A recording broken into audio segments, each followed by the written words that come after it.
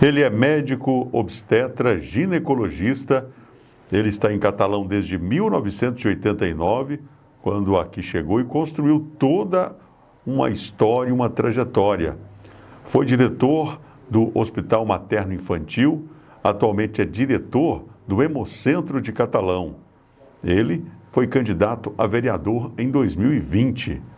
Gosta de política, é uma pessoa que tem uma influência muito grande na cidade, pelo que pensa, mas principalmente pelo que faz enquanto médico. A partir de agora, pode falar. Fernando Braga. Fernando Braga Calcanho? Sim, Návio. É um prazer estar aqui, primeiramente, no seu programa aqui, por telespectadores, nossos ouvintes. É um prazer enorme. Já te conheço há muito tempo, sei da sua trajetória como jornalista, falando sempre a verdade. E também você também não é de Catalão também, mas adotou Catalão como eu e constituiu família aqui. E nós estamos aqui para fazer parte dessa comunidade de Catalão, trazendo o que a gente pode trazer de melhor para a população. A cidade mesmo, eu sei que é a mesma cidade do Pedro Bismarck, né? É Pedro Bismarck? O Nelson da Capitinga? É, o Nelson da Capitinga é de pertinho, é um distrito, né? É pertinho de... É Capitinga, né? É um distritozinho próximo a Muriaé, que eu sou de Muriaé. Eu nasci em Muriaé, Minas Gerais, em 1961, já fazem mais de 60 anos, né? Aqui em Catalão, já estou mais da metade da minha vida aqui em Catalão. E quando nós chegamos aqui em 1989, era uma outra cidade. É uma cidade que se transformou, que hoje não é nem parecido com a de outrora, mas que tem aquele mesmo sentimento, né, de receber bem as pessoas, como recebeu você também, como as pessoas que estão aqui na nossa cidade. É uma cidade que me adotou e eu adotei como cidade natal.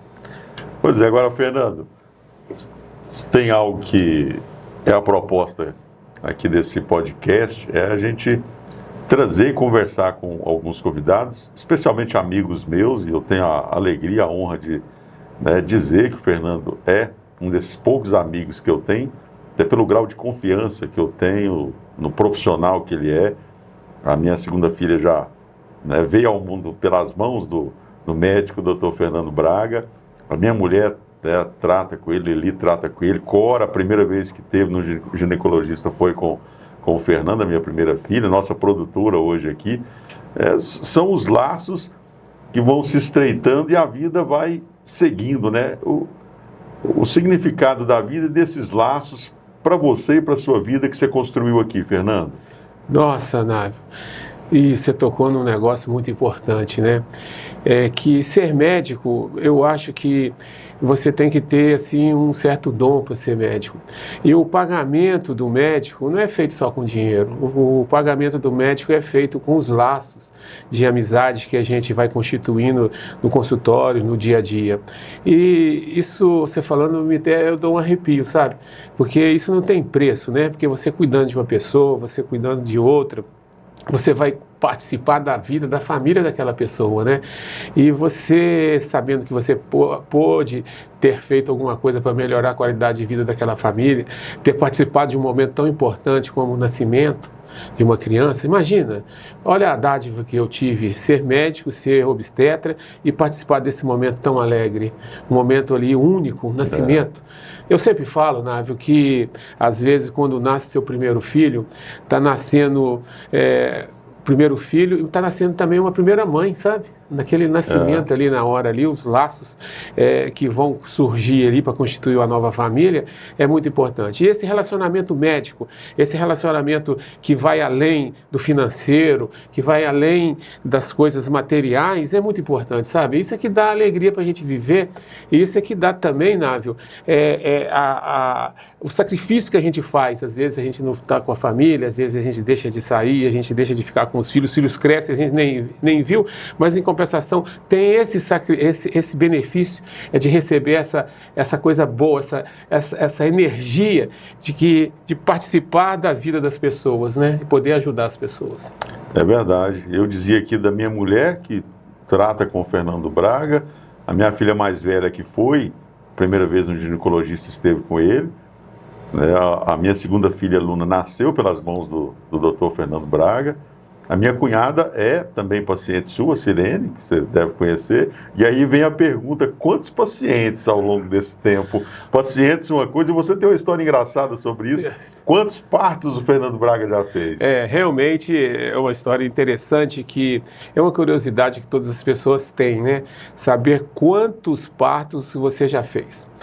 Você sabe que eu nunca tive, assim, a preocupação de contar partos que eu já fiz. Eu sempre tenho a preocupação de contar os partos que eu vou fazer.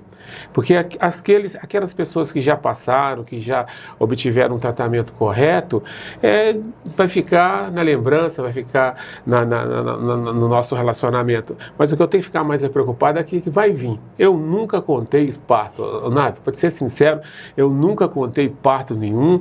Eu lembro, né, já te contei uma vez, que uma vez fizeram essa pergunta para o Ivo Pitangui, o mais famoso cirurgião plástico do Brasil, e perguntaram a ele quantos partos ele tinha, quantas cirurgias ele já tinha feito, e o Ivo, eu lá escutando aqui na televisão, falei, como é que ele vai responder essa pergunta que eu não sei? Ele falou, olha, eu não sei o número de partos, mas eu sei que é correspondente a uma população de uma cidadezinha lá de Mangaratiba, né? Então eu posso falar para você que eu não sei o número de partos, mas é correspondente à população de uma cidade próxima aqui de Catalão. Eu não vou citar o nome de cidade para não entrar em problemática, né? Mas já foram muitos partos. E agora a gente tem que pensar só nos que estão para vir, né? E isso daí, Návio, é o que faz a gente ter força para continuar na profissão, né? Saber que você vai poder ajudar uma pessoa. Mas uma cidade mais próxima ou mais longe? Tipo, nós temos aqui Ouvidor, Três Anjos, Goiandira, é por aí, né? Vamos supor assim, uma Goiandira, um Ouvidor, alguma coisa assim. Mas eu nunca contei, nem acho isso importante, né? Algumas pessoas que utilizam, às vezes, a posição de médico obstétrica para utilizar na política, eles falam, eu fiz 10 mil, 15 mil partos. Isso aí, eu acho que isso aí não tem razão de ser. Sabe? Você tem que fazer os partos e pensar naqueles que vai vir.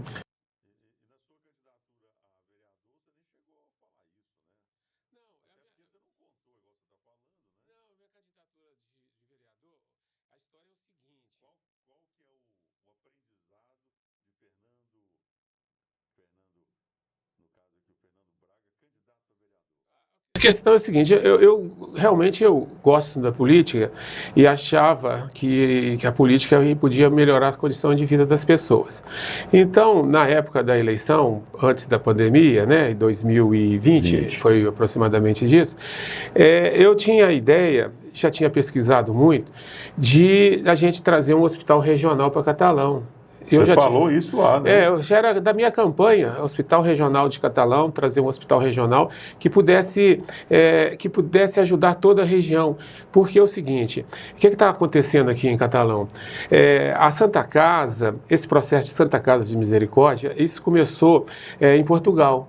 As pessoas que tinham uma condição maior doavam para a Santa Casa. E a Santa Casa foi uma grande conquista aqui, que as pessoas da época, em 1950 aproximadamente, essas pessoas se uniram e mantiveram a Santa Casa.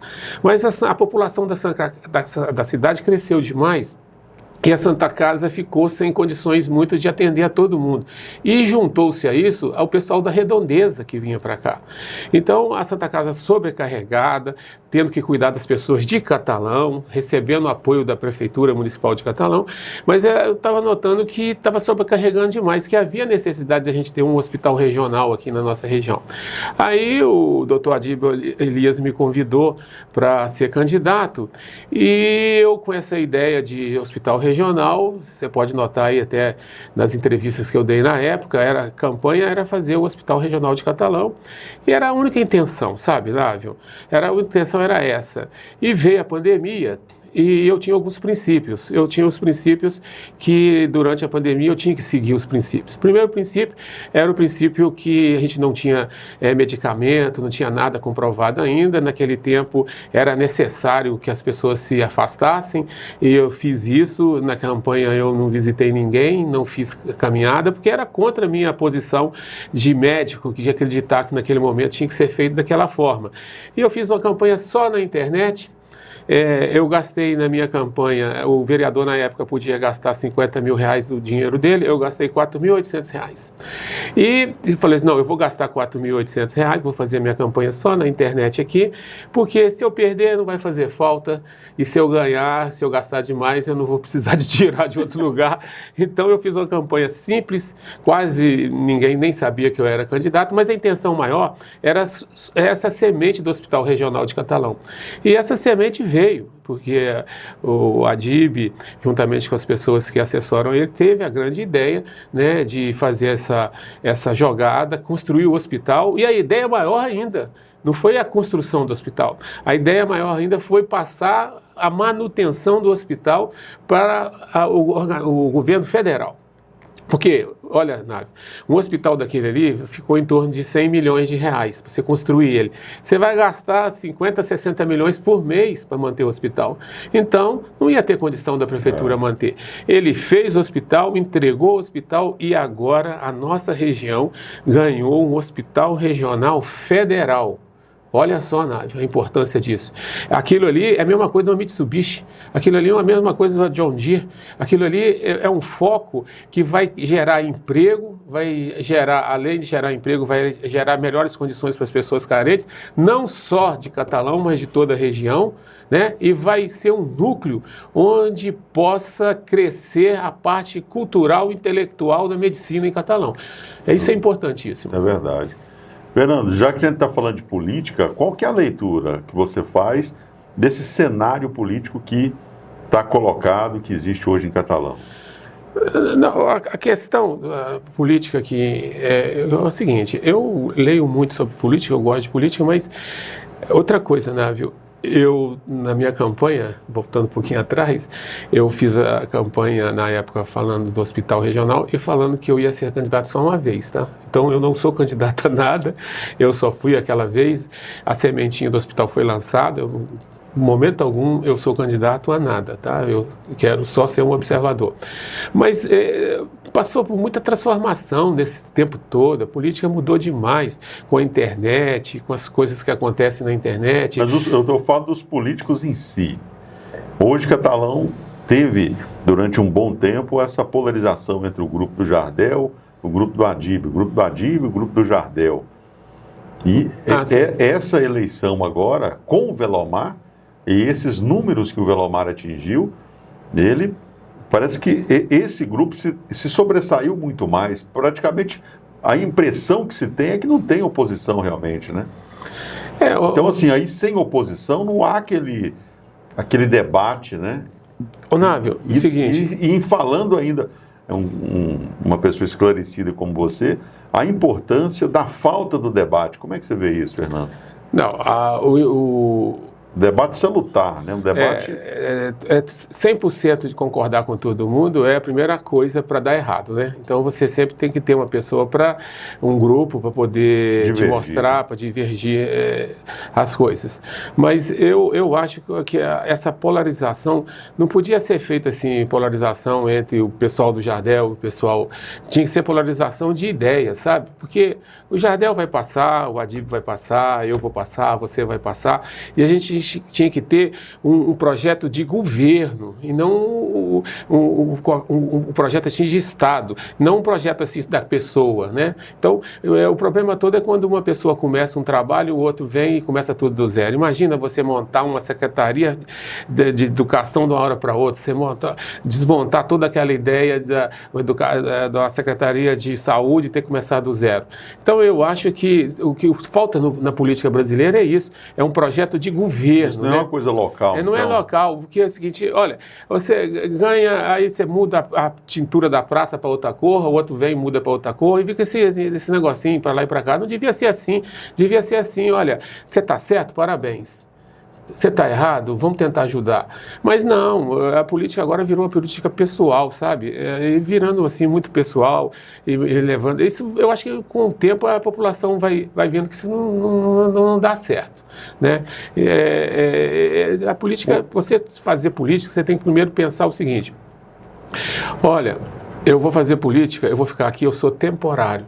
Eu não posso virar profissão nesse negócio aqui, não. Você está entendendo bem? Político de carreira, não. Né? Eu sou contra. Por exemplo, eu acho que devia ter um número de mandados. Por exemplo, o vereador, ficar a vida toda sendo o mesmo vereador, é difícil, Návio. Você precisa, para você ganhar uma eleição concorrendo com um cara que já está lá dentro, o cara pesado, que tem um montão de emprego, que serve, mas não sei mais o que, a estrutura dele, você não vai conseguir ganhar se você não gastar muito. A título só de informação, passado aqui para a nossa audiência, a quantidade de votos que o Fernando teve, doutor Fernando Braga teve, com R$ 4.800 de investimento. Foram 700 e... Não, eu acho que foi 646. 646? Foi, você vê os votos que eu ganhei foi de pessoas que me conheciam, sabe? Mas olha, eu posso afirmar para você que eu não gastei R$10 com o voto. Não gastei nada, você nem tem interesse, né? Agora, como é que a população vai fazer, hein? Como é que a gente vai fazer para colocar isso na cabeça da população? Que ela tem que escolher as pessoas que realmente possam lutar e não aquelas pessoas que querem ficar o resto da vida naquele negócio ali. Tá difícil. Isso é geral, não é só em Catalão, não, é no Brasil todo. Agora, o problema é... Fernando, rapidamente aqui, aproveitando você aqui, a sua presença, a gente sabe que você, repito, é uma pessoa esclarecida e gosta de política. Você já fez um panorama da política local, estadual e federal. Eu queria também te ouvir a respeito disso. Nós estamos agora acompanhando o Ronaldo Caiado se lançando como pré-candidato à presidência da República. Você acha que tem futuro? Návio, o Ronaldo Caiado tem o direito de ser candidato a presidente da República pela pessoa que ele foi, pelo senador, pela luta dos ideais dele, né? Tem o direito de ser candidato. Agora, o cenário estadual tem que ser levado para o cenário nacional, né? Porque nós conhecemos o Ronaldo Caiado, é um médico também, né? Ele tem umas propostas. Durante a pandemia, ele conseguiu atravessar a pandemia sendo médico e sendo político, sem ser extrema-direita. Ele conseguiu fazer as coisas certas, que nem o Velomar fez aqui, que nem o Adib fez também, né? Não foi radical, aceitou as vacinas, fez as campanhas. Você tem que tirar, você não pode misturar política, religião e ciência, saúde, que vai dar confusão na cabeça, né? Então eu acho que o Ronaldo Caiado, pelo passado dele, porque ele representou, e por ser Goiás também, um estado importantíssimo, com crescimento sempre avançado, um estado agrícola que está se industrializando, eu acho que ele tem direito a ser candidato. A caminhada é dura, mas ele tem direito, e às vezes pode haver muitas transformações nesse caminho ainda, ele pode ter apoio de gente maior e continuar na luta pelo ideal dele, né? Ele tem que lutar pelo que ele pensa, que ele acha que ele pode melhorar para o Brasil. Vai depender muito da articulação, ele como articulador também, né? Porque para se chegar a ser candidato já é uma dificuldade. E competitivo, uma candidatura competitiva é outra situação, é outra briga, né? Outra briga, porque já tem as pessoas aí nos outros estados que já estão também esperando essa decisão aí, o que vai acontecer com o nosso ex-presidente, se ele vai ser candidato ou não. Mas o Ronaldo Caiado é uma boa opção, eu gosto muito dele, né? E se ele for candidato, o meu voto é para ele, porque ele representa Goiás, né? Agora ele tem uma longa caminhada pela frente para ele se estabelecer como candidato. Eu tenho falado muito, tenho colocado aqui, que em termos de currículo, o Caiado, sem dúvida, diante dos nomes que estão aí, ele é um dos postulantes com um currículo mais consistente a ele. A começar, já foi candidato a presidente, né? Quem não se lembra do Ronaldo Caiado, o homem do cavalo branco, na esplanada dos ministérios em Brasília, em 89. Você lembra daquilo, né? Eu lembro, né? Ele disputou até com o Lula, não foi também, né? Eu lembro dele. Eu lembro sim, mas agora, Návio, está acontecendo tanta coisa no mundo, né? Você viu o que está acontecendo essa semana aí, com o problema aí da taxação do Trump com os países, né? Eu acho que essa situação dos Estados Unidos vai prejudicar demais a gente aqui. E os Estados Unidos não devia fazer as coisas que está fazendo, sabe? Do meu ponto de vista, ele está agindo como se ele fosse o cara forte da escola que bate em todo mundo. E os pequenininhos vai ter que ir lá beijar a mão dele, senão vai apanhar, né? Eu acho que isso aí ficou muito ruim. Eu sinto desconfortável em vendo essas notícias, sabe? O caminho que a gente tem que estar indo. Eu sou a favor da negociação, ganha-ganha. Esse negócio de negociação ganha-perde, e essa história que ele andou falando aí, que os Estados Unidos foi roubado durante muitos anos, não foi que aconteceu isso não, Návio. Os Estados Unidos, ele ganhou muito dinheiro na Europa, ele financiou aqueles países, depois pegou tudo de volta. O Japão era para ser uma potência maior do que é, ele boicotou o Japão. Então eu acho a minha posição com relação aos Estados Unidos é que ele vai prejudicar todo mundo e, infelizmente, a única solução é o próprio povo americano abrir os olhos, porque vê que essa situação que ele está levando ao país vai ser muito difícil. Nós vamos atravessar problema agora. Dizem que o agro vai ser bom para a gente, porque ele está brigando lá com os Estados Unidos, com a China já colocou 34% de imposto e vai sobrar aqui para o agro aqui do Brasil, vai melhorar o agro, mas vai piorar muitas outras coisas, por exemplo, o aço, o alumínio, a autopeças, vai dificultar muito para a gente, né? E essa atitude dele aí acabou com 50 anos de história de como é que era feito o comércio internacional, está acabando agora, esse último dia dele que ele falou aí. E cada dia agora é um negócio. A única coisa que eu sei é que está tudo instável. Um dia está de um jeito, outro dia está do outro. Eu sempre estou acompanhando, você está acompanhando também, claro, né? E nós estamos aqui agarrados com essa situação. E isso vai influenciar também na próxima eleição. Assim, para finalizar dentro do que você está falando, o Fernando veio aqui como médico, ginecologista, obstetra, mas também está fazendo uma avaliação da geopolítica internacional. Você vê o nível dos convidados que nós temos aqui. E outra, com consistência. E é isso que eu quero, é isso que é o projeto, a proposta aqui do nosso Pode Falar. Aqui você pode falar o que você quiser, Fernando. E aí, para fechar esse assunto, eu queria ouvir de você isso. Como é que você analisa esses polos, extrema-direita, extrema-esquerda, e o quanto isso é prejudicial para a sociedade? Davi, outro dia eu estava atendendo uma paciente e a gente conversando, que a gente conversa de doença, mas conversa de outras coisas também. Às vezes a gente conta uma piada, às vezes a gente pega uma receita, porque a gente tem que aproveitar o momento do atendimento, né? E ela falou o seguinte, que todo extremo é burrice. Tanto a extrema-direita é burrice, como a extrema-esquerda é burrice. O centro é que é o importante. Tem coisa boa de um lado, tem coisa ruim de um lado, tem coisa boa do outro lado, tem coisa ruim do outro lado. Eu sou a favor das coisas medianas, você entendeu bem? Todo extremo é ruim, Návio. É ruim. Você tem que respeitar a pessoa humana, você tem que respeitar a decisão da pessoa. Eu não concordo, às vezes, que a pessoa, definição sexual, mas se a pessoa tomou que ela é feliz com aquilo, eu tenho que respeitar aquilo. Né? Então, a história do meu direito eu sou assim. Termina até quando começa o seu. Então é o seguinte, o problema que começa as pessoas acharem que você é um santinho, né, que é tudo certinho, coloca Deus no meio, acha que vai ser a confusão toda, e usa aquilo para, às vezes não é nem aquilo que ele está falando. Então eu acho que é o seguinte, todo extremo é perigoso. Eu sou contra o extremo, você pode notar. E geralmente o extremista começa a culpar um determinado grupo de pessoas, uma determinada religião, aí daquilo ele pega o poder, daquilo poder ele fica sozinho, começa a fazer coisas erradas. Então minha preocupação é enorme. Por isso nós temos que ter os três poderes aqui no Brasil. Nós temos o poder judiciário, o poder legislativo, né? O executivo, né? Então é o seguinte, um poder vai segurando o outro. Porque se você deixar na mão de um só, coisa que não está acontecendo nos Estados Unidos, porque a legislação lá dos Estados Unidos, judicial, é um pouquinho diferente, eu não entendo muito bem. Os juízes lá não têm muito poder, às vezes, mas o extremo é horrível, Návio.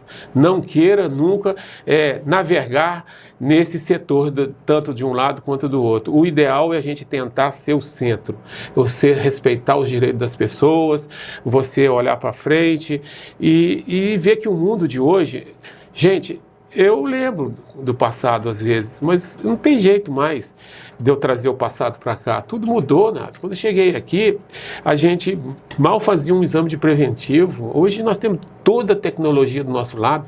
Eu fui o primeiro médico que teve computador no consultório, né? Você vê, eu vou te contar a história do computador. Eu falei assim, não, esse negócio é futuro, eu vou comprar esse computador para mim. Aí fui lá no Coró, o dono da WGO, ele começou muito inteligente, ele com o irmão dele, com o César, da PC, e ele começou... PCNet que chamava. Chamava PCNet, ali na rua, pertinho do hospital. Eu fui lá, comprei um computador, menino, um computador desse tamanho. Falei, não, agora eu vou fazer consulta com o computador, uma impressora. Você lembra a impressora? Aquela Epson. Com que o Ulisses trabalhava lá com ele também, né? Aí eu comprei, levei aquele negócio lá pro consultório, coloquei lá. Menino, tinha um tal de MS-DOS, que eu tinha que saber os códigos daquele negócio para digitar. Eu não sabia os códigos daquele negócio. E eu falei, isso não adiantou nada eu ter comprado esse negócio aqui, porque eu não sei, tudo era MS-DOS. Você tinha que digitar um nome lá, sei lá, para sair qualquer coisa. E foi uma confusão, eu voltei pro papel. Falei, aí passou um tempo, aí veio o Windows. Eu entrei no consultório do... Como é que ele chama? Aquele doutor pediatra que luta karatê, como é que ele chama? Esqueci o nome dele aqui. Pediatra? Eu esqueci o nome dele, qualquer coisa eu lembro. Aí eu entrei lá no consultório dele lá, tava lá, eu vi ele... O Windows, ele coloca o dedinho, apertava assim o negócio aí eu vi que a tecnologia... Aí eu coloquei no consultório outra vez, fui lá, comprei o outro computador, mas aquele primeiro... Foi prejuízo. Foi prejuízo, porque mudou tudo. Então, pra você Valeu a intenção. Valeu a intenção. Então, eu tive um aparelho, agora se eu quiser voltar no passado eu não tenho, agora é só olhar para frente. Mas, Návio, eu não sei como é que vai ser as próximas gerações. Porque quando a gente se for... eles não vão ter parâmetro nenhum para saber das coisas. Imagina com relação à medicina. Qual o parâmetro que vai ter daqui a uns anos? Por exemplo, eu tive um parâmetro muito bom quando eu estudei, quando eu terminei a faculdade, eu fiz prova de residência médica, e eu tive um professor chamado Guilherme Filipe, que ele era um pai, sabe? Ele ensinava não só a operar, mas ele ensinava a atender, a educação com as pessoas. E aqui, quando eu vim para Catalão, eu descobri uma outra pessoa que tinha aquela luz que leva o médico, o doutor Antônio Abadio da Silva. Eu tive o prazer de trabalhar com ele durante muitos anos, ver a ética dele, como é que ele era, e hoje em dia, né, hoje em dia, o que está acontecendo? Nós não temos mais parâmetros. Essa nova geração que está chegando aqui para frente, as pessoas antigas estão morrendo, é tudo diferente, principalmente na medicina. Entendeu, Návio? Hoje o principal problema, eu sei que você tem o código ético, né? E se existe uma classe que é extremamente corporativista, são os médicos, Fernando. Mas da forma que está, você acaba fazendo uma crítica sobre o meio em que você vive, né? Não, eu estou sempre fazendo observação sobre isso, fazendo essa comparação, e estou muito triste, porque ele vai vir para o futuro. Tem profissionais bons se formando, tem meninos bons. Hoje mesmo eu fui fazer um exame, uma médica de 25 anos me atendeu, o exame admissional, aqueles exames que você tem que fazer, uma menina de 25 anos, mas eu senti nela a luz de uma boa médica. Você está entendendo bem? Do jeito que ela falou, conversou. Então, é o seguinte, há esperança. Mas hoje em dia a medicina está se transformando de tal maneira que foi comércio puro, né? Mercado mesmo. Ô, Návio, olha, só para você ter uma ideia, geralmente o curso de medicina é 6 anos. Dizem que na hora que você termina o curso, você está uns 30%, 40% atrasado. Porque você já terminou atrasado em 6 anos, né? Aí depois, lá que você termina o curso, o que você tem que fazer? Você tem que fazer uma especialização, você tem que fazer uma residência médica. Hoje em dia, a quantidade de médico generalista, aquele médico que não tem nada, está quase 1/3 dos outros médicos. Então, o pessoal está formando e não está fazendo residência médica. O máximo que eles fazem é uma pós-graduação, que não é residência. Qual que é a diferença? Residência médica é você neurocirurgião, vou ficar 5 anos no hospital trabalhando. Eu vou ser ginecologista obstetra, depois eu vou ficar 3 anos fazendo a mesma coisa. Hoje o povo forma, vai trabalhar, começa a ganhar o dinheiro começa a ter boleto para pagar o iPhone, começa a ter o boleto para pagar o carro novo, para fazer a viagem, para tomar o vinho. Aí ele tem que trabalhar mais, tem que dar mais plantão, porque ele não tem consultório mais. Acabou. Aí mais plantão para pagar o boleto, não tem tempo para estudar. Aí ele nunca vai fazer a prova de residência médica. Aí chega um tempo que ele chega e fala assim, peraí, mas eu não tenho nada. Aí ele faz uma pós-graduação online e fala que é psiquiatra e não é psiquiatra. Ele fala que é pediatra e não é. Ele fala que é isso e não é. Porque ele não tem experiência. Como ele não tem experiência, sabe o que acontece? Quando você vai... As dificuldades estão aí. Primeiro, você fazer o diagnóstico certo. Você não tem experiência. Segundo, quando você faz o diagnóstico, você não sabe tratar. Você começa devagarzinho, com a mão leve. Eu vou passar só essa metade da dose aqui, porque eu não sei se vai ter um efeito colateral. Aí o negócio vai enrolando, você não sara. Você tá naquele círculo, então. Então nós estamos com um problema muito grave, porque a quantidade de... O Brasil é o segundo país que tem mais faculdade de medicina. A quantidade de médico que está formando é enorme. Eu acho que todo mundo tem o direito de ser médico. Por favor, não sou contra. Você tá entendendo? O que está faltando no Brasil é a redistribuição do pessoal. Todo mundo só quer ficar no centro, quer ficar na cidade grande. E por quê? Porque a cidade pequena não tem material para ele trabalhar. Então ele vai para a cidade grande, aí ele começa. E como é que começa hoje, Nádia? Você sabe como é que eu comecei a ser médico? Eu comecei a ser médico, cheguei aqui em Catalão.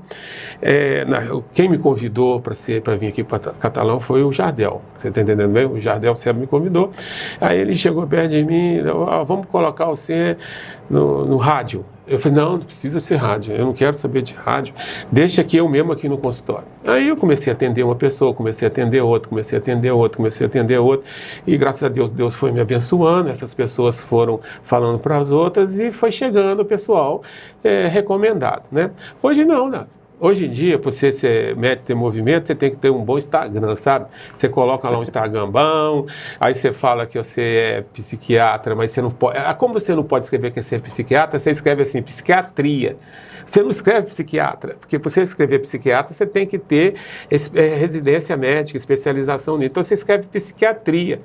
O povo não sabe a diferença entre psiquiatria e psiquiatra, não sabe a diferença entre pediatria e pediatra, e ele vai acreditando, porque o Instagram é bonito. Você tem o Instagram é bom, tem tudo direitinho, aí você acaba escolhendo hoje pela internet, e isso não é aí, mais. E esclarecendo isso, Fernando, já tem esse papel social aqui também, a diferença entre pediatria e pediatra, psiquiatria e psiquiatra, é o que? Nós estamos falando de um profissional e de um segmento que o profissional atua. Você sabe como é que eu explico isso? Eu explico muito simples. Olha, qual a diferença que tem entre a pintura e o pintor? Você tem. Então a pintura é a arte da pintura, você está entendendo bem? É a arte. E o pintor é o artista. Qual a diferença que tem entre psiquiatria e psiquiatra? Psiquiatria é a arte.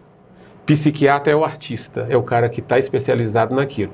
Mas como nós não temos uma legislação muito clara, né? Ele joga lá, psiquiatria. Você pensa que o cara é o psiquiatra. Aí ele escreve que tem pós-graduação, mas não é psiquiatra. Aí vai, eu estou citando só a psiquiatria, não tem nada contra a psiquiatria, não. Então tudo está assim. Então para você hoje, você tem que saber, para você procurar um médico, você tem que dar preferência aos médicos que têm uma residência, um RQE. O que é? O registro de qualidade de especificação, de especialista. Ele é especialista naquilo. Então existe um site, chama-se Busca por Médico Conselho Federal de Medicina. Você coloca lá na internet, Busca por Médico Conselho Federal de Medicina. Vai abrir uma página, você coloca o nome do médico lá, você vê se ele é nutrólogo. Você vai ver se ele é pediatra, você vai ver se ele é ginecologista, tá lá, se ele é ou não. Se tiver escrito RQE, número tal, ele é. Tem médicos que tem 2, 3 RQE. Às vezes o cara é isso, aquilo, é aquilo. Mas a maior parte não está tendo isso. E isso vai ser um problema grave no futuro, porque você vai ter pessoas sem experiência. O RQE... é o registro de qualidade de especialização. A especialização vem através... Através do seguinte, você formou, aí a especialização pode vir de várias formas, mas a forma principal é o seguinte, formei para médico. Minha filha formou para médico. Eu fiquei mais feliz no dia que ela passou na residência médica. O que é residência médica? Ela ficou 3 anos trabalhando dentro de um hospital universitário, O salário é R$ 3.450 por mês. O médico ganha... R$ 3.450 por mês. Ela ficou mas ela ficou o seguinte, 24 horas trabalhando só com aquilo. No final dos 3 anos, ela recebe um registro RQE, é um registro de especialidade. O RQE vem então pela residência. Esse é a maneira mais certa de vir, é essa forma.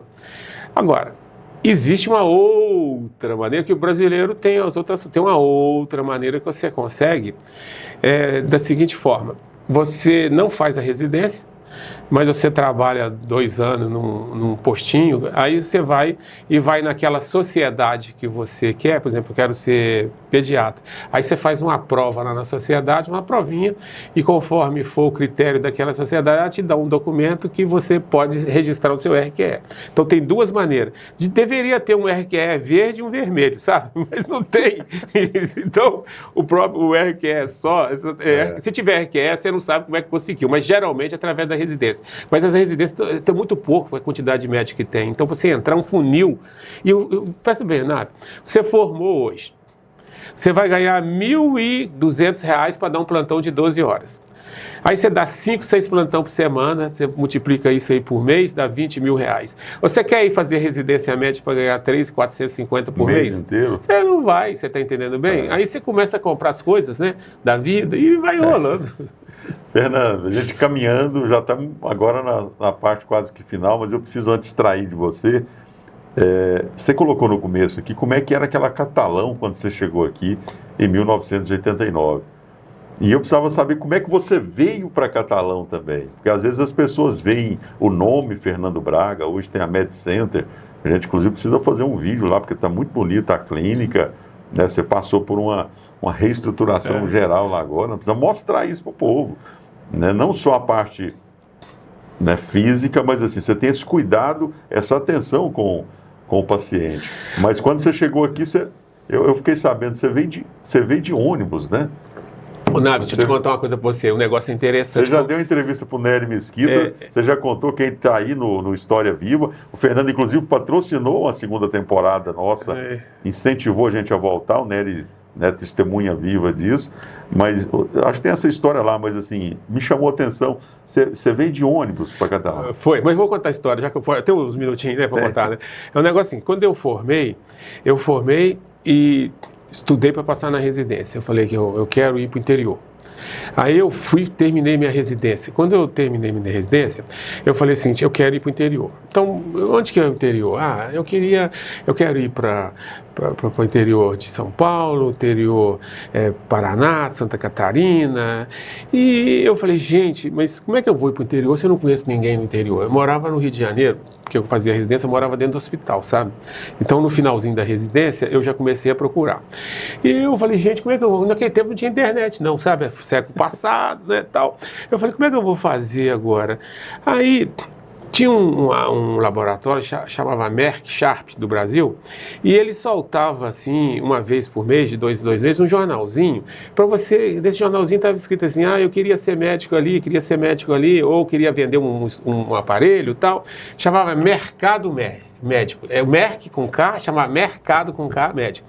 Aí eu falei, peraí, eu vou colocar meu nome nesse negócio. Aí eu coloquei meu nome lá, fiz uma cartinha para colocar e mandei para o tal do mercado médico para ver se saía, para se tivesse alguma posição, porque era difícil, não tinha comunicação nenhuma, eu queria ir para o interior, não queria voltar para Minas, achava que era a última opção eu voltar lá para Muriaé e tal. Aí eu falei, pronto, esperei 1 mês, 2 meses, o jornal não... Surtiu efeito. Não apareceu, não saía o jornal, só parou de publicar o jornal. Eu falei, gente, parou de circular. Parou de circular, desse tamanhozinho o jornal. Aí um dia eu estava lá no quarto, eu olhei assim, peraí, esse jornal é aqui do Lago da Carioca. Eu morava no Rio, falei assim, aqui pertinho, dá para mim ir a pé lá. Aí eu fui, subi, achei o lugar, entrei, tinha uma portinha pequenininha lá no quarto, bati a porta. Quem que é o senhor Sidney aqui? Veio um senhor atender, né? Uma portinha pequenininha. Não, eu sou o senhor que é o editor desse jornal? Eu falei assim, porque é o seguinte, eu coloquei no jornalzinho aqui, para mim ir para o interior, E não saiu ainda. Ô, meu filho, é o seguinte, nós estamos parados, ficou 2, 3 meses, vai voltar agora. Mas vem cá, vamos ver aqui. Aí ele me levou para uma salinha, assim, que tamanho da sua, assim.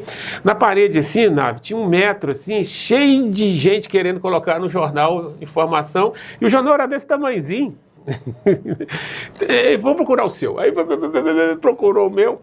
Aí ele pegou aquilo ali e falou assim, olha, seguinte, vamos redigir isso outra vez? Está muito mal redigido. Aí ele sentou naquela máquina Olivetti, sabe, aquela verde? Sabe? Ele sentou assim e começou, ó, médico, recém-formado, com especialização em ginecologista, deseja, procurando cidades do interior de São Paulo, parará. Aí ele parou, né? Eu não me esqueço disso. Eu atrás dele, ele escrevendo, ele parou e falou assim, por que você não põe Goiás? Eu sei exatamente o que passou na minha cabeça naquele momento. Aí Goiás, aí eu lembrei de Goiás, que o símbolo de Goiás é o G e o O. É ginecologia e obstetrícia. Eu falei, põe Goiás. Aí ele pôs aquele Goiás ali e o negócio saiu. Aí passou uns 2 meses, outro mês, mais ou menos, eu acho, final do ano, começou a chegar a carta de tudo que é lugar do Brasil para mim ir. Aí eu saí de ônibus, fui parar lá no Paraná. Entrar no lugar, na divisa, achei o lugar bom, mas não é aqui. Fui outra vez no Paraná, não é aqui. Fui em São Paulo, não é aqui. Não sentia que era o lugar, sabe? Tudo através das cartas. Tudo através do jornalzinho, né? E minha mãe era viva na época. Eu estava lá em Londrina, olhando um lugar lá. A minha mãe falou assim, olha, tem um rapaz aqui lá de Catalão, Goiás, que ligou. E minha mãe falou assim, eu gostei demais da voz dele. Era o Jardel. Jardel Seba. É que ele tinha, é porque na época ia vir um outro médico para cá, teve algum problema aí, sei lá. Aí eu falei, eu vou nesse Goiás ver o que é. Aí eu saí no Rio de Janeiro, peguei um ônibus leite, fui parar em Uberlândia, desci lá em Uberlândia no ônibus, peguei um outro ônibus. Aí nesse ônibus eu conheci um rapaz de ouvidor, eu converso demais, né? Você sabe, para ser ginecologista você tem que conversar muito. Aí eu conversei com um rapaz lá de ouvidor, ele falou que a namorada dele, a Cleide, trabalhava no Nasser Fayad, assim, eu conheci, foi a primeira pessoa daqui da região que eu conheci. Aí eu cheguei, falei assim, onde que eu vou ficar? Aí naquele tempo tinha aquele manualzinho 4 rodas, sabe? Que ele sempre procurava os hotéis, tudo era assim. Aí tinha o Mara, aí eu fui lá pro 4 rodas, fui lá pro Mara, no 4 rodas, fiquei lá. Aí peguei um táxi para ir pro Nasser Fayad à distância. Cheguei no Nasser Fayad e entrei. Será que foi o Tão Engordo que te levou? Eu não sei, né? Podia ter, eu não lembro mais. Aí eu fui lá no Nasser Fayad, aí fui entrar pro centro cirúrgico. Aí entrei no centro cirúrgico, tava os médicos lá, o Jardel e o Dr. Venceslau Fernandes, que foi um excelente anestesista que Catalão teve, pessoa altamente dedicada, ele aposentou, já foi embora há muito tempo. E eu falei assim, na hora que eu vi os dois, eu pensei que o Venceslau fosse o Jardel, porque era o Jardel Seba e o Venceslau tinha um nariz muito grande, sabe? Eu pensei que era estou contando, aconteceu mesmo. Mas não era, era o Jardel, aí o Jardel me conversou comigo e pediu para me fazer uma cirurgia. Nossa, Návio, eu nunca tremi tanto na minha vida. Já chegou, me mandou fazer operar. Eu falei assim, o que é isso? Aí eu operei lá e tal. Aí, batismo de fogo. Aí eu conversei com ele e ele falou, não, você pode vir e tal, que eu gostei de você e tal. Eu falei, tudo bem, então eu vou voltar para Minas e daqui um mês eu decido. Quando eu fui voltar para Minas, rapaz, bateu uma insegurança, você com 27 anos sair lá da sua terra para um lugar que você nem conhecia. E eu fiquei naquela dúvida se vinha, não vinha. No final de um mês eu falei, eu vou. A minha mãe falou, vai meu filho. Eu vim, trouxe a minha mala e o Nery Mesquita me pegou na rodoviária lá em cima, com a malinha. O Nery Mesquita foi lá, me pegou, Três Cruzes e tal. Aí eu vim morar no hospital, dentro do hospital. Fiquei lá uns 15 dias e depois eu fui morar numa república com o doutor Marcelo Celestino, que hoje é promotor lá em Goiânia. Ele é daqui, o Marcelo Celestino, ele era delegado naquela ocasião. E aqui tem um fato interessante, que eu vou aproveitar a oportunidade, vou falar que quando eu vim para cá, ó, meus amigos lá do Rio de Janeiro, você vai para Catalão? Eu falei assim, vou para Catalão. Catalão tem a maior reserva de chumbo de Goiás. Eu falei assim, eu sabia não, pensei que era Nióbio. Não, é no cemitério. O povo lá é bravo para dedéu, você toma cuidado. Tudo bem. Aí eu vim morar aqui na República e um dia eu cheguei à noite na República, tinha uma janelinha que dava para o fundo para a casa do outro. Aí eu cheguei no outro dia de noite, cansado, que eu vinha a pé para o hospital, sabe? Eu chegava cansado. Você não tinha carro? Não, eu tinha um carro, mas eu tinha emprestado do meu irmão e eu estava a pé. Meu irmão era representante comercial na época, estava precisando. Falei, fica esse carro aí, eu lá em Goiás eu vou dar a pé. Aí eu cheguei em casa, menina, era 7, 8 horas da noite. Na hora que eu vi uns na janela assim do fundo, que dava pro fundo para casa do cara, eu vi uns povos tudo gritando, batendo. E eu falei, gente, o negócio aqui é bravo mesmo, o Catalão vai sair tiro aqui. Tá feio. Aí eu peguei e joguei o meu colchão no chão e dormi. No outro dia de manhã cedo, eu acordei e o delegado morava lá, era o Marcelo Celestino. Eu fui lá e falei assim, Marcelo, vem cá, quantas pessoas morreu aí do lado?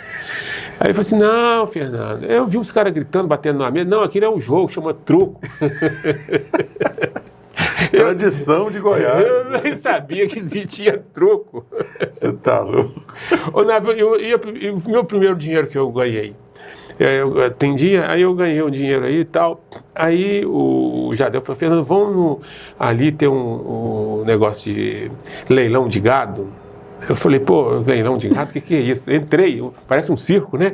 Aí eu entrei lá, tenda, né? eu tinha um dinheirinho, né? Tava lá, recebi um dinheirinho lá, aí o cara abre lá, rapaz, sai uma quantidade de bezerro, né?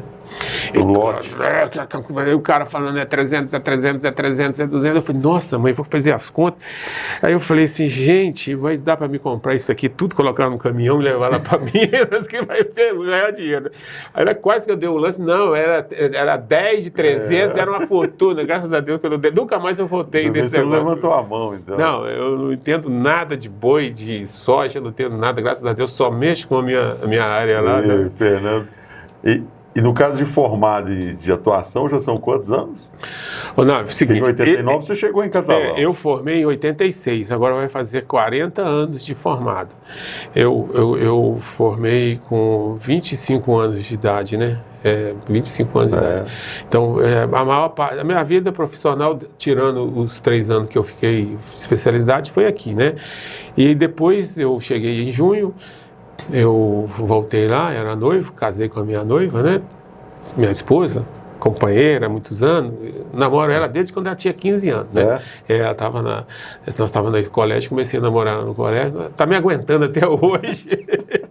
O nome dela é Maria de Fátima, né? Aí a gente veio para cá e a gente chegou aqui, uma frase que ela me falou no início, né? Falou que, Fernando, nós chegamos aqui, a gente não tem história nenhuma, né? A gente não tinha nada, assim, história de vida, de conhecido, e ela ficou do meu lado esse tempo todo. E agora a gente tem essa história toda, né, para contar. Teve os 3 meninos aqui, o Matheus, que mora, ele trabalha no TRT, tem o Vitor, que faz mestrado em jornalismo, você conhece bem, e tem a Amanda, que formou para médica, ela foi a única, né, que quis ser médica, né, porque eu acho que tem que ser dom, não pode impor. Claro. Então ela quis ser médica e ela é psiquiatra e ela não mora aqui em Catalão, ela trabalha lá em Campo Grande, no Mato Grosso do Sul, ela preferiu ficar lá e eu dei força total para ela, porque eu falei o seguinte com ela, ó, eu já saí lá da beira do mar para cá, agora você vai mais para lá e nós vamos seguindo aí para o outro lado, né? É verdade. E Catalão, para a gente encerrar, como é que você vê o Catalão do futuro? É a cidade que você escolheu, construiu a sua vida, e como é que você vê essa cidade para o futuro? Olha, a cidade de Catalão, eu já pensei nisso, sabe? Às vezes eu olho para trás para ver como é que era ali no córrego do almoço, como é que o pessoal fazia, e eu olho para o futuro. O futuro é o seguinte, a nossa cidade está crescendo muito, é um foco de crescimento, a população está crescendo cada vez mais, nós vamos ter grandes problemas, né? Problema no tráfego, problema habitacional, a gente vai ter problema de manutenção da rede de água, luz, etc. E a gente tem que pensar o seguinte, que no futuro os minérios vão acabar. Você está entendendo? O NEOB vai acabar, o futuro. Então a gente tem que fazer investimento em outras áreas. A gente tem que ter. Catalão teve uma sorte danada, natureza. Catalão tem a agricultura, a Granadera tem os minérios, tem os automóveis, agora vai ter o hospital regional e a gente tinha que investir também em alguma coisa cultural, inteligência, para crescer, para poder ter a sustentabilidade da nossa região. A diversificação. Tem que ter uma diversificação. Porque se a gente ficar só num negócio só, a gente vai ter grande problema no futuro. Imagina, daqui 20, 30 anos, acabou tudo, aí acabou. Então nós temos que fazer essa transformação. No início, quando começou o Catalão, que nem eu falei para você, né, que Catalão virou cidade, né, eu acho que 20 de agosto de 1859, se eu não me engano, Catalão cresceu, foi um polo, foi entre as cidades de Goiás, foi as únicas duas cidades que não foram motivadas o crescimento pela busca de ouro, foi Catalão e Formosa. Então, Catalão se estruturou. Você sabia que Catalão, no início, foi a maior cidade de Goiás? Né? Porque a proximidade que tinha aqui com Araguari, né? A entrada do pessoal era por aqui. Então a gente perdeu durante muitos anos. No início nós ganhamos, depois nós perdemos, depois começou aquela trajetória com as minerações, com o pessoal que veio para o sul, constituiu família aqui, a soja, o agro que veio forte aqui, e a gente tem que colocar outras áreas, porque senão a gente vai ter problema no futuro, né? Temos que ver na tecnologia, na cultura, na educação, na medicina, para criar outras áreas para manter a população, porque, Návio, o negócio é o seguinte, é bom demais morar aqui, né? Aqui é muito bom, as coisas são tudo pertinho, você cria vínculo com as pessoas, você recebe as pessoas de fora, Návio. Você está entendendo bem?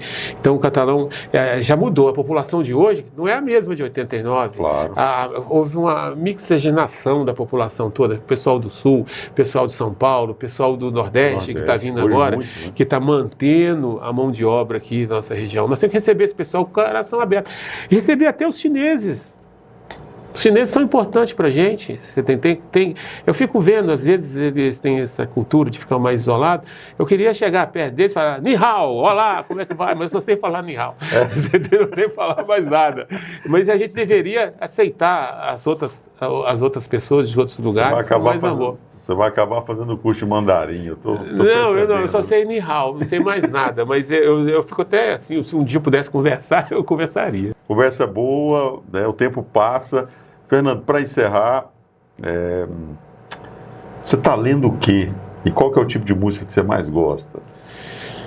Tem um estilo ou você é um cara eclético? Olha, você sabe o que eu estava lendo? São duas perguntas. O que eu estava lendo agora, nossa, essas perguntas que você está lendo é difícil, né? Mas eu estou... uma breve história do tempo, sabe? Que eu li sobre um cientista italiano, que ele mostra pra gente como é que é o tempo, né? Que a gente pensa que o tempo é de um jeito, mas o tempo é totalmente diferente. Então, o tempo, por exemplo, o tempo passa mais rápido com a pessoa que está mais longe do que a pessoa que está mais perto do centro da gravidade. Eu estou lendo e tem que reler outra vez, tem umas coisas muito difíceis para entender. Você está entendendo bem? E nesse livro ele fala o seguinte, que nem tudo que a gente está vendo hoje em dia e nem tudo que a gente vê é o certo. E uma coisa interessante para você ver, né, que ele falou lá, por exemplo, que todo dia você vê o sol mudando de lado, né? Ele nasce ali no leste, né? E vai para o oeste. Mas o sol não muda, o sol é fixo, mas você acha que ele muda, você tá entendendo? E o tempo também é assim, né? Então, eu estou lendo sobre o tempo, sabe? Já li também, o outro livro também, Uma Breve História da Humanidade, que conta a evolução da humanidade desde o início, né? Eu gosto de livros assim, sabe? De história, de coisa assim. Eu não gosto muito de romance, essas outras coisas também. Outro livro que eu estava lendo também é Dom Quixote. Dom Quixote de la Mancha. Eu estava lendo o livro Dom Quixote em espanhol, porque eu estudo espanhol, sabe? Eu gosto um pouquinho de espanhol, estava lendo esse livro, né? E tentei ler os Lusíadas, mas os Lusíadas é muito grande. Aí eu comprei uns Lusíadas para criança, sabe? Ele é desse tamanhozinho assim. Eu consegui ler. Eu achei no lixo a história. Minha mulher fica brava comigo, esse negócio de às vezes assim, porque tem uns lixos, né, que, né, eu me lembro de uma matéria que, não sei, foi no SBT essa matéria, onde é que a matéria, eles pegaram um lixo de uma figura lá de São Paulo E aí colocou dentro do estúdio assim, sabe? Separou tudo o lixo.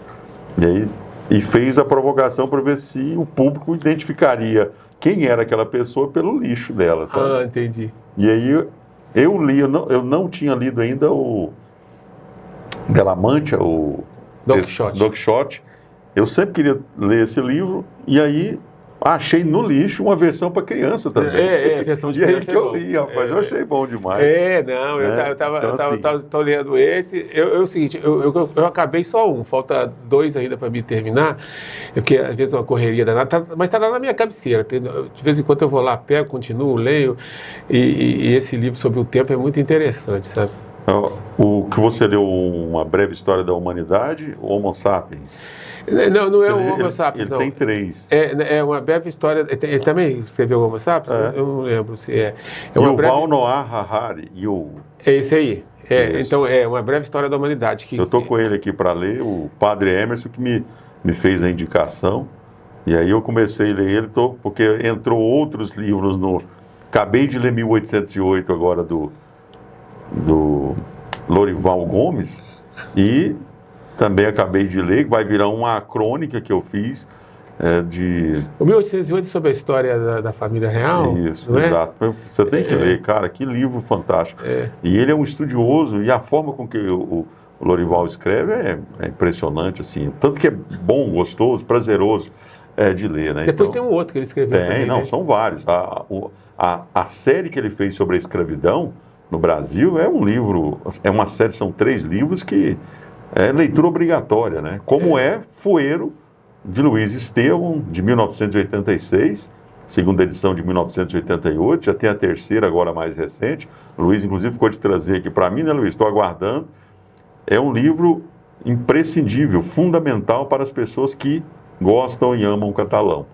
E eu já vi que você é uma pessoa interessada, mas realmente uma breve história da humanidade, Homo Sapiens, é um livro premiadíssimo, né? E vale muito a pena realmente. Agora, e música? É música italiana mesmo? É o seu forte? Olha, música é o seguinte, eu tô ouvindo assim muito clássico, música, eu tô ouvindo mais música espanhola, certo?